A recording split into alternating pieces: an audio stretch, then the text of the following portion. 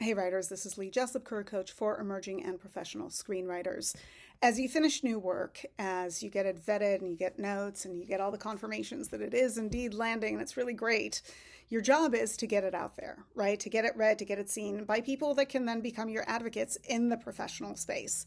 So as you consider how to get your work out there, I'm sure that you're hearing about queries, wondering whether or not you should or shouldn't query. So that's really the topic of this video, to query or not to query.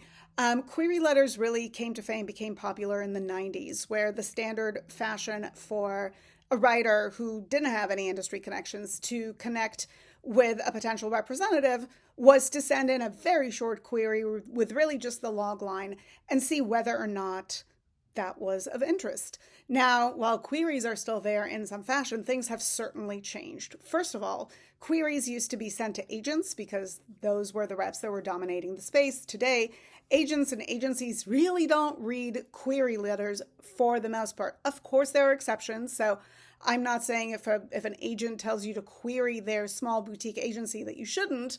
I'm just saying do your investigation, your research, and certainly don't query the biggies, the CAA, WMEs, UTAs, Paradigm, APAs, Gershes of the world, Verve.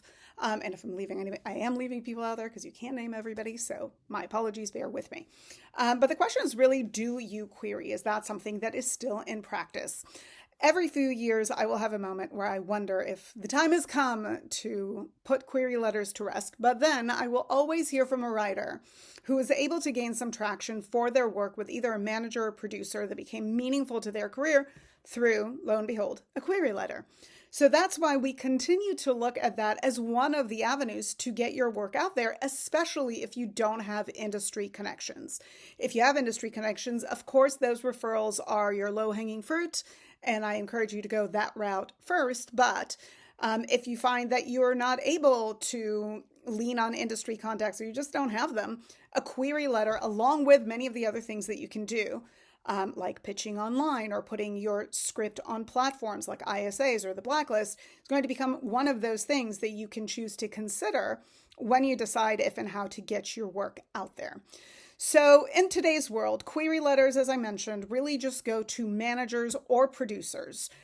When you reach out to managers, reach out to specific managers rather than a management company. A management company does not sign you. A manager signs a writer. A writer signs with an individual who sets specific strategy, makes specific suggestions. I generally say, like mentioned earlier, I refrain entirely from agencies. I will often talk to writers or hear from writers that will say, well, I sent queries to 300 agents and I haven't heard from one. Well, sadly, I'm not surprised. They're really not in that pool of discovery anymore, and that work really falls on managers. Not all managers. Some big managers will be in a stance of, I'm not looking for new clients. I'll only take clients by referral. Some managers will say we don't read unsolicited material. For the record, a query is not unsolicited material. A query is a request to send material that wasn't previously solicited. You can certainly send a query, and if it's not of interest, it will be deleted. Never, ever, ever attach anything to a query that can compromise the recipient. Never call rather than sending a query. Identify who you want to query to and how to tailor that query if you really want it to be of impact. Gone are the days when you can find a name on a list and just send them a log line.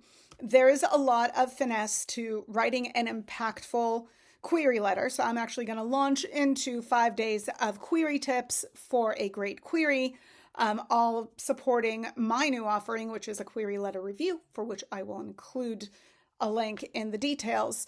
But the general rules for query, even before we get into all the tailoring, is to send to individuals, to do your research, to show your work, to really highlight that log line. If you're not offering up a log line, what are you offering?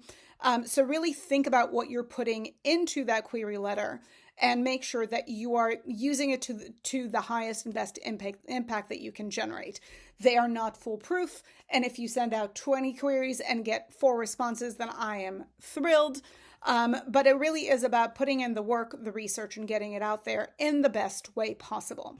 I will get more into this in our 5 days of tips. that will include everything from subject line to the research that you do and the tailoring that you do to get this out impactfully. Hopefully that'll be of help. So subscribe here for more. Check out the link for the query letter review, and hopefully we'll connect soon. Bye.